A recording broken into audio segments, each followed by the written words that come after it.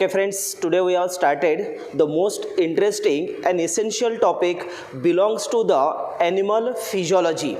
Now, in 11th standard, the 5 units which including the last 5th unit belongs to the human physiology. ज्यामध्ये आपल्याला 7 topic study करायचे त्यातला interesting आणि all टॉपिकला connectivity देणारा जो topic आहे ज्याला आपण नाव दिलं body fluid and circulation. Now, this body fluid and circulation, this topic belongs to the animal physiology, but actual in our syllabus entire 90% informations about the human physiology. तर आपल्याला या टॉपिकमध्ये जे सर्क्युलेशन किंवा सर्क्युलेटरी सिस्टीम आणि त्यांच्यामध्ये circulate होणारं जे fluid आहे ज्याला इथं कॉमन शब्द वापरला आपण काय म्हटलं याला बॉडी फ्लुइड. तर याची आपल्याला डिटेल स्टडी करायचे आहेत. तर initially first of all what is mean by circulation and second time the circulatory fluid that is called like the body fluid. या दोघांमध्ये मेन डिफरन्स काय आहे आणि दोघांचे इम्पॉर्टन्स काय आहेत तर ते आपण इंट्रोडक्टरी पार्ट्समध्ये पाहतोय. तर first of all what is a circulation. Circulation means the continuous and cyclic flow of blood in the body for the exchange of material between the body cell and tissue fluid. That is known as the circulation. लक्षात येईल पा 3 शब्द differentiate करा. जो flow हा कसा असतो continuous flow आहे म्हणजे बॉडीमधलं जे फ्लुइड आहे तो फ्लुइड हा कंटिन्युअस मॅनरमध्ये फ्लो होत आहे म्हणून याला शब्द काय वापरला मी द कंटिन्युअस फ्लो. पण ॲक्च्युअल हा फ्लो कसा आहे इन अ सायक्लिक मॅनर म्हणजे एखाद्या पॉईंट्सपासून स्टार्ट झाला तर परत त्या ठिकाणीच तो येतोय त्यांना काय म्हणतो आपण सायक्लिक. फॉर एक्झाम्पल पा whenever the flow starting from the heart and up to the reaches again heart ज्याला आपण काय म्हटलं सायकल. तर 2 शब्द इथे लक्षात ठेवा. The continuous and cyclic flow of खुनाचा फ्लो करायचा आहे ब्लडचा फ्लो करायचा आहे. मग continuous flow of blood in body का करतोय for the exchange of materials.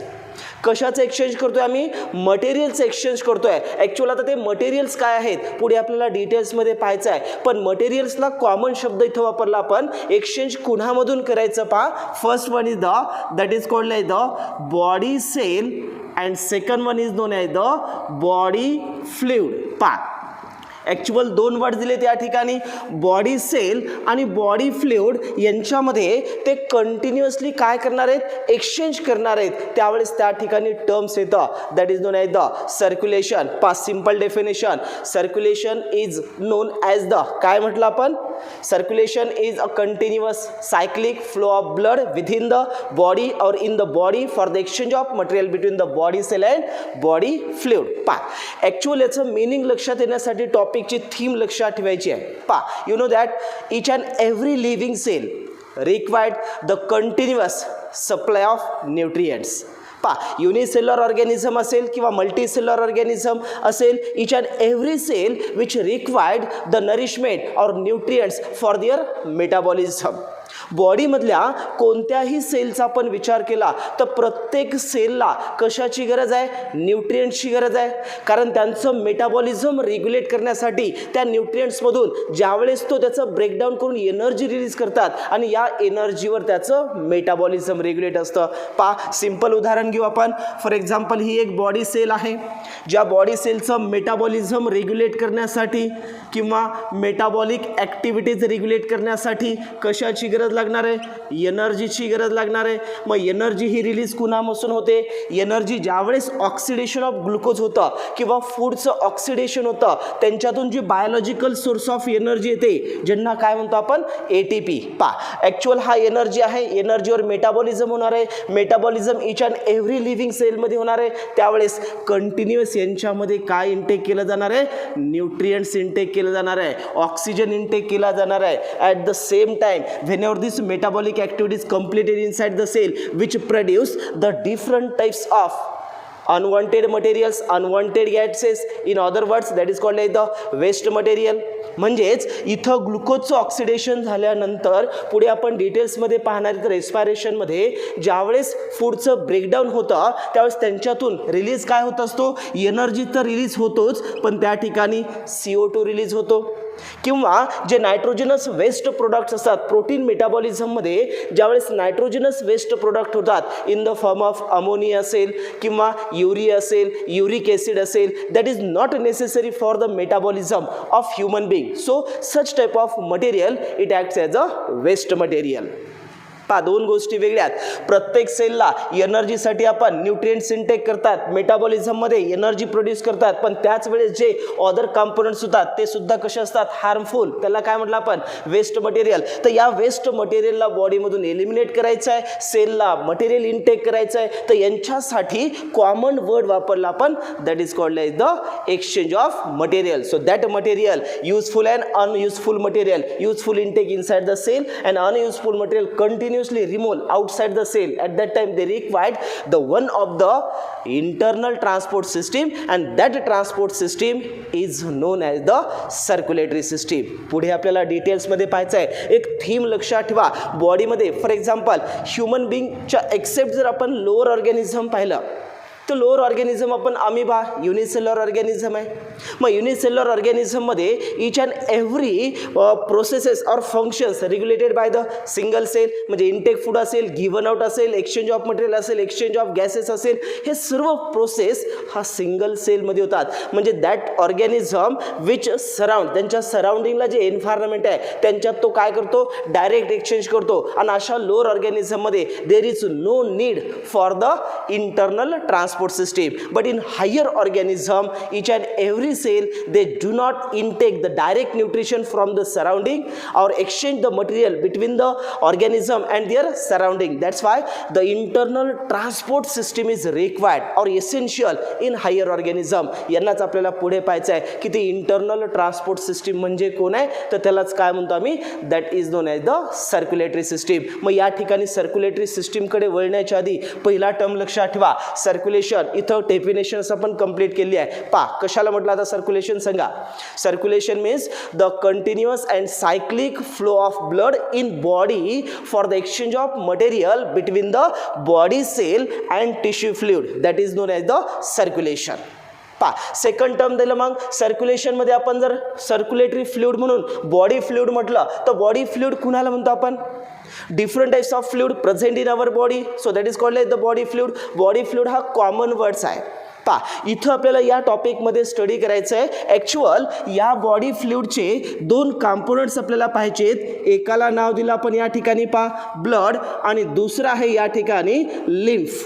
तर आपल्याला या टॉपिकमध्ये दोन बॉडी फ्लुइड स्टडी करायचे आहेत. एकाचं नाव ब्लड, दुसरा लिम्फ. पण अलॉंग विथ याच्याशिवाय कोणते बॉडी फ्लुइड असतात, during the excretory system the urine is formed, so urine it acts as a body fluid.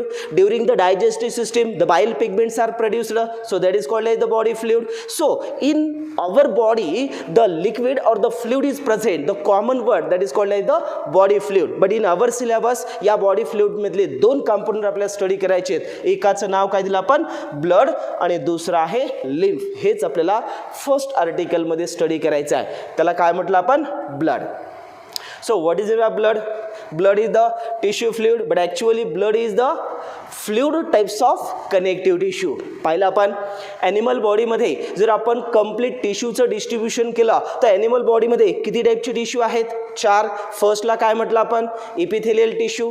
Second आहे connective tissue. Third muscular tissue and last one is the nervous tissue. So out of this the first one is known as the epithelial which having the 3 origin. पण त्यांच्यानंतरचा जो connective tissue आहे त्या connective टिश्यूमध्ये include होणारा parts आहे, ज्या पार्टला काय म्हटलं आपण, blood, and which is originated from the mesoderm. पहिला आपण how many germinal layer, 3 germinal layer, ज्यामधील एक्टोडर्म, मेझोडर्म आणि एंडोडर्म, त्यातला जो मेझोडर्म आहे त्यांच्यापासून जो ओरिजिनेट होणारा टिश्यू आहे, ज्या टिश्यूला काय नाव दिलं मी, कनेक्टिव्ह टिश्यू. ॲक्च्युअल कनेक्टिव्ह टिश्यूच्या आपण टाईप्स पाहिल्यात. किती टाईप्स आहेत? 3. पहिला काय म्हणतो आपण त्याला, लूज कनेक्टिव्ह टिश्यू, दुसरा डेन्स कनेक्टिव्ह टिश्यू आणि तिसरा special types of connective tissue. ज्या स्पेशल टाईप्स ऑफ कनेक्टिव्ह टिश्यूमध्ये एक पार्ट्स आहे ज्याला म्हणतो आम्ही सपोर्टिंग टिश्यू आणि दुसरा आहे व्हॅस्क्युलर टिश्यू. आणि या व्हॅस्क्युलर टिश्यूमध्ये जे fluid type of connective tissue आहे ज्याचं नाव काय आहे, blood. In short, blood is a fluid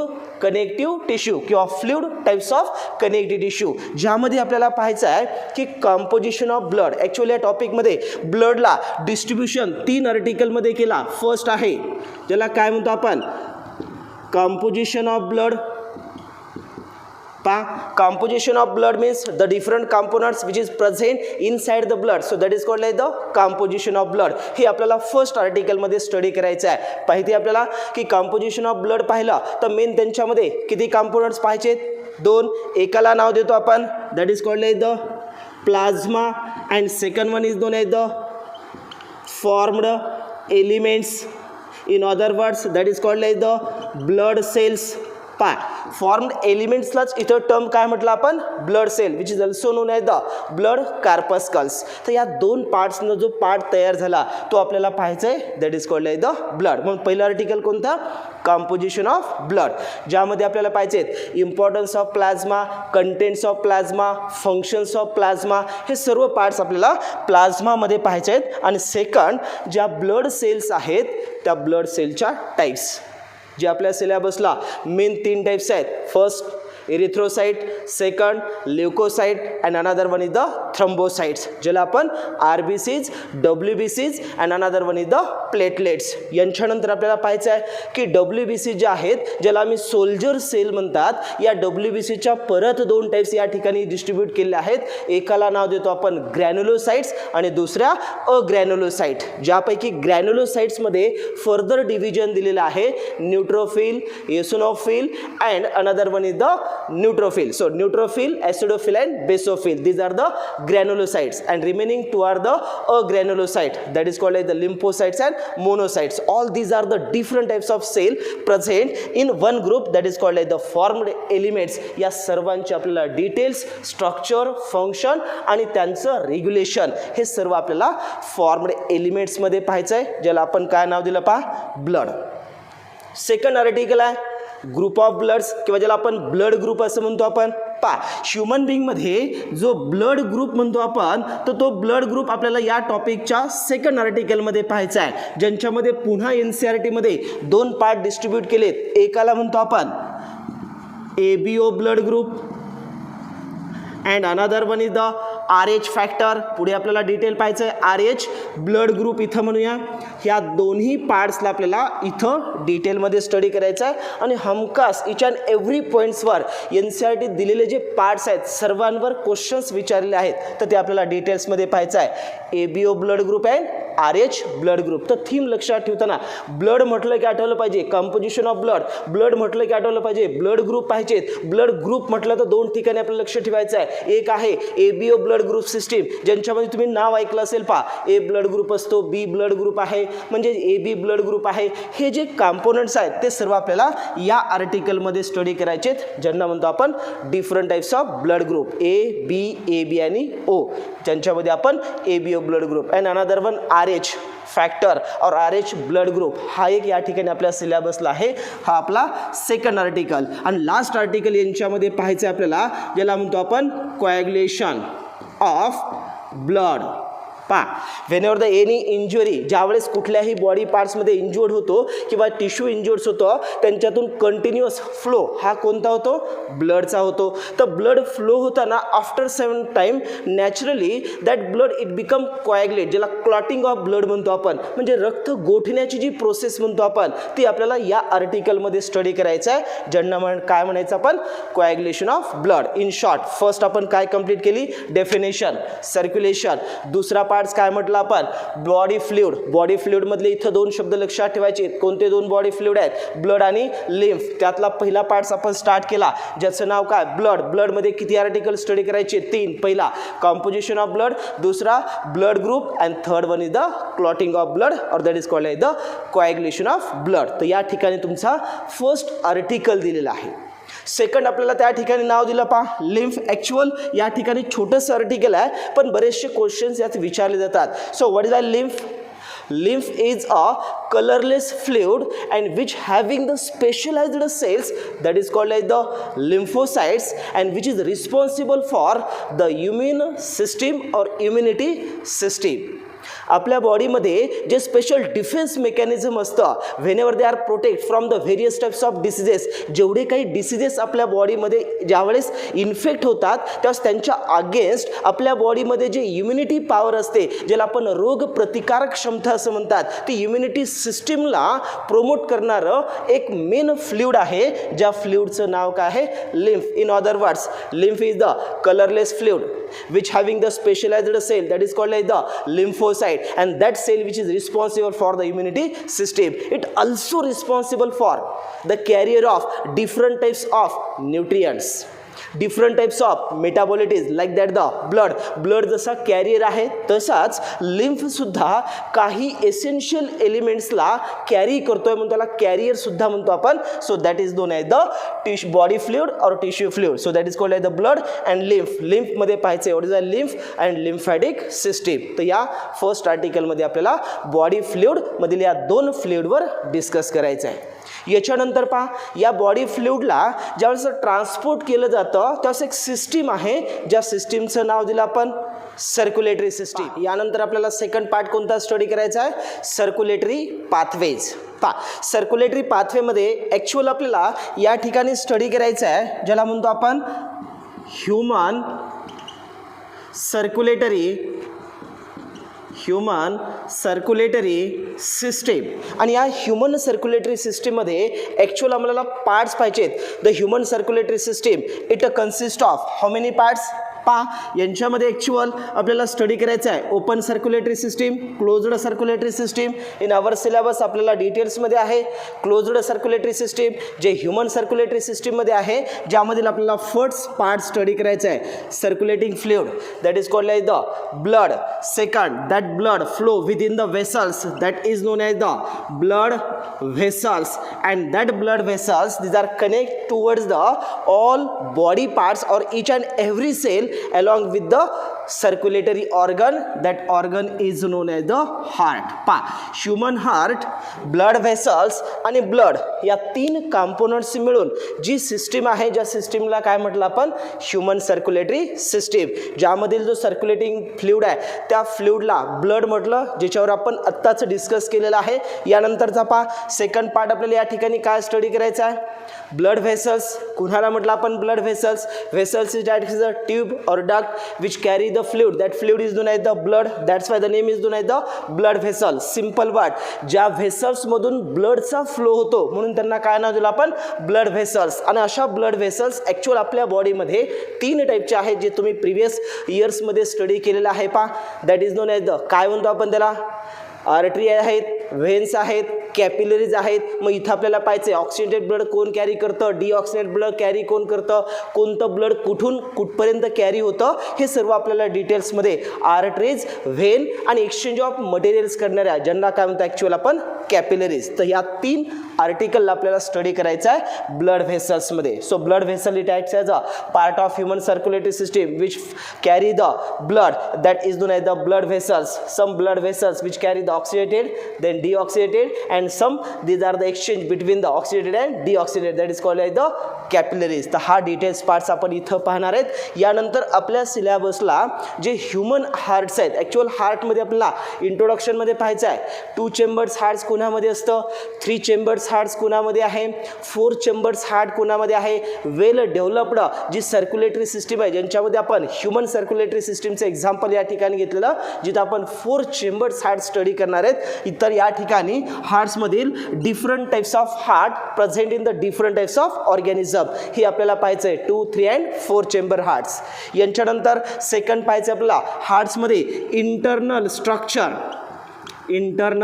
structure of human heart, ज्यामध्ये आपण हार्टचं इंटरनल ऑर्गन्समध्ये इंटरनल पार्ट्स कोणते आहेत आणि कोणत्या पद्धतीने ते फंक्शन रेग्युलेट करत आहेत. तर या ठिकाणी आपण 2 चेंबर्स ज्यांच्यामधील रिसिव्हिंग आहेत, 2 चेंबर डिस्ट्रीब्युटिंग आहेत, डिटेल्स आपण इंटरनल स्ट्रक्चरमध्ये पाहणार आहेत. ॲट्रिया कशाला म्हणायचं, वेंट्रिकल कशाला म्हणायचं, कस्पिड्स वाल्स काय असतात, फ्लो ऑफ ब्लड कसा होतो, ऑरिकलकडून व्हेंट्रिकलकडे कसं ट्रान्सफर होतं, हे सर्व आपल्याला इंटरनल स्ट्रक्चरमध्ये ॲक्च्युअल पार्ट पाहिजेत. आणि इथंच आपल्याला दुसरा पार्ट स्टार्ट होतो आहे, that is known as the cardiac cycle.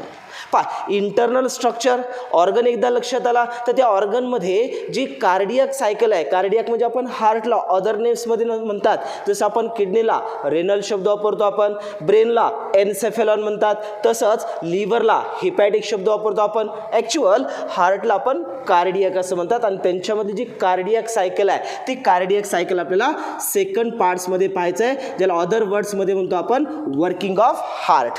तर ॲक्च्युअल कार्डियक सायकलमध्ये फ्लो ऑफ ब्लड, मग ऑरिकल टू वेंट्रिकल, त्यांच्यामध्ये येणारं इंटरनल ट्रान्सपोर्ट सिस्टीम जे आहे यांच्यामध्ये आपल्याला एस ए नोड कशाला म्हणतात, ए व्ही नोड काय आहे, बंडल ऑफ हीज काय असतात, परकुंजे फायबर्स काय असतात आणि यांचं ॲक्च्युअल रेग्युलेशन्स कसं होतं आणि तो फ्लो कसा होतो तो आपल्याला cardiac cycle and their cardiac active regulation हे आपल्याला सेकंड पार्ट्समध्ये पाहायचं आहे. तर human hearts external or internal structure, then working of heart, and after that the regulation of cardiac activity or cardiac cycle हे पार्ट्स आपल्याला ह्युमन हार्ट्समधील स्टडी करायचे. याच्यानंतर पहा यांच्यामध्ये जे सर्क्युलेटरी सिस्टीम आहे तर आपल्या सिलेबसला कोणती आहे, ह्युमन सर्क्युलेटरी सिस्टीम, पण ॲक्च्युअल आपल्याला या ठिकाणी डबल सर्क्युलेशन एक आर्टिकल आहे. पहा डबल सर्क्युलेशन, मग या ठिकाणी आपल्याला डबल सर्क्युलेशन म्हटलं तर डबल शब्दाचा अर्थ आहे 2 सर्क्युलेशन, म्हणजेच आपल्या बॉडीमध्ये ज्या सर्क्युलेटरी सिस्टीम आहे त्यात ॲक्च्युअल आपल्याला पाहायचं आहे की पल्मोनरी सर्क्युलेशन हा एक पार्ट्स आहे आणि दुसरा सिस्टेमिक सर्क्युलेशन हा एक पार्ट्स आहे. म्हणजेच बॉडीमध्ये जे 2 सिस्टीममध्ये ऑक्सिजनेटेड ब्लडची एक सिस्टीम आहे आणि दुसरी डिऑक्सिजनेटेड ब्लडची एक सिस्टीम आहे, ज्यांना आपण सर्क्युलेटरी सिस्टीम म्हटलं. तर एक सिस्टीम अशी आहे हार्ट अँड लंग्स. यांच्यामध्ये ज्यावेळेस ब्लड प्युरिफिकेशन करण्यासाठी लंग्सकडे किंवा ऑक्सिजन मिक्स करण्यासाठी ब्लडचं प्युरिफिकेशन करण्यासाठी हार्ट आणि जो लंग्स आहे ज्याला आपण पल्मोनरी शब्द वापरतात यांच्यामध्ये एक सर्क्युलेशन आहे, ज्यांना आम्ही पल्मोनरी सर्क्युलेशन म्हणतात. हा एक पार्ट्स पाहायचा आहे. आणि दुसरा heart and all body parts, सर्व बॉडी पार्ट्सला जे सर्क्युलेट करणारं फ्लुइड आहे ज्याला काय म्हणतो आम्ही सिस्टमिक सर्क्युलेशन, ज्याला आम्ही ऑक्सिजनेटेड ब्लड. तर या 2 सर्क्युलेटरी सिस्टीमला इथं वर्ड वापरलेला आहे डबल सर्क्युलेशन. पुढे आपल्याला डिटेलमध्ये पाहायचं आहे. तर डबल सर्क्युलेशनमध्ये first pulmonary circulation and second one is known as the कोणता म्हटलं, that is called as the systemic circulation. तर या डबल सर्क्युलेशनमध्ये तो एक पार्ट्स आपल्याला पाहायचा आहे. आणि याच्यानंतर या सर्क्युलेटरी सिस्टीमच्या एंडिंगला पल्मोनरी आणि सिस्टमिक सर्क्युलेशन्स पाहिलं तर लास्ट आहे आपल्याला different types of disorders. Circulatory सिस्टीमच्या ज्या डिसऑर्डर्स आहेत त्यांच्यामध्ये आपल्याला डिसऑर्डर्स ऑफ सर्क्युलेटरी सिस्टीम किंवा डिसऑर्डर्स ऑफ ह्युमन हार्ट याच्या रिलेटेड आपल्याला 4 इथं डिसऑर्डर्स पाहिजेत जे डिफरंट टाइप्स ऑफ डिसीजेस आहेत. ज्यांच्यामध्ये आपण जर फर्स्ट पाहिलं हायपर टेन्शन नाव ऐकलं असेल तुम्ही. त्या हायपर टेन्शनमध्ये whenever increase the blood pressure कसं इन्क्रीज होतं, हायपर टेन्शन्स का होतात, त्याचे काय कॉजेस आहेत आणि काय सिम्पटम्स आहेत. तर ही एक डिसऑर्डर आहे, ती आपल्याला लास्ट आर्टिकलमध्ये पाहायचं आहे. That is called the hyper tension.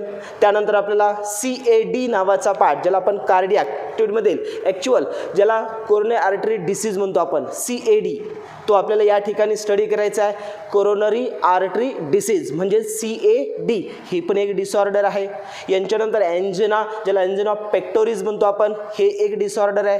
आणि लास्ट हार्ट अटॅक किंवा हार्ट फेल्युअर हा शब्द तुम्हाला गेला असेल. तर अशा डिफरंट टाइप्स ज्या हार्ट्सवर रिलेटेड किंवा सर्क्युलेटरी सिस्टीम रिलेटेड ज्या डिसऑर्डर्स आहेत या टॉपिकच्या एंडिंगला आपल्याला डिसऑर्डर्स पण स्टडी करायचे आहेत. तर इन शॉर्ट या टॉपिकचं इंट्रोडक्शन लक्षात ठेवताना फर्स्ट थीम एकदम लक्षात ठेवायची आहे की बॉडी फ्लुइड आणि सर्क्युलेशन म्हणजे काय. तर सर्क्युलेशनमध्ये पाहिलं आपण continuous flow of body fluid within कुठं आहे बॉडीमध्ये, पण बॉडीमध्ये का होतं for the exchange of material कुणामध्ये करतं. मग कुणामध्ये असेल तर एक टिश्यू फ्लुइड आहे आणि दुसरा कोण आहे बॉडी सेल आहे. मग यांच्यानंतर आपल्याला पाहायचं आहे मग टिश्यू फ्लुइड कुणाला म्हटलं the different types of tissue fluid आहेत, पण सिलेबसला आपल्या दोन, एकाचं नाव ब्लड आणि दुसरा लिम्फ. ब्लडमध्ये 3 आर्टिकल, पहिल्याचं नाव कंपोजिशन ऑफ ब्लड, दुसरा त्याला आपण म्हटलं ब्लड ग्रुपिंग ज्यांच्यात 2 ABO आणि दुसरा RH ब्लड ग्रुप, आणि last one that is called the clotting of blood. त्यानंतर आपण पाहिलं लिम्फ अँड लिम्फॅटिक सिस्टीम जे इम्युनिटी सिस्टीमसाठी रिक्वायर्ड असते. याचं रिलेशन आपल्याला हेल्थ अँड डिसीजला पण द्यायचं आहे. याचंच रिलेशन आपण जेनेटिक्समध्ये न्यूमरिकल सोडवताना घेणार आहेत.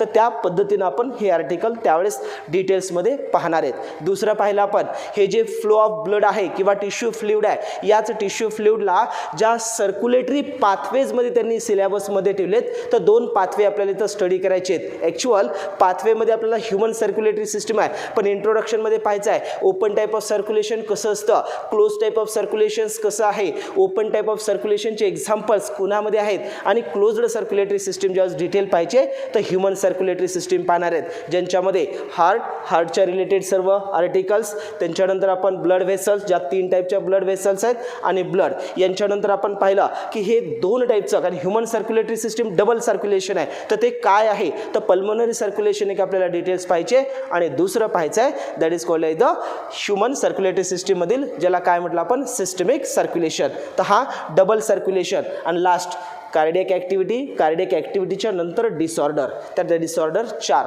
Hypertension, CAD, heart failure and angina pectoris. All these are the parts which is including in a topic. The topic is known as the body fluid and circulation. तर हा आजचा पार्ट्स आपला just टॉपिकचं introduction आहे. तर actual आपण हा topic next video लेक्चरमधील first आर्टिकलपासून स्टार्ट करतो आहे. त्या आर्टिकलचं नाव आहे ब्लड.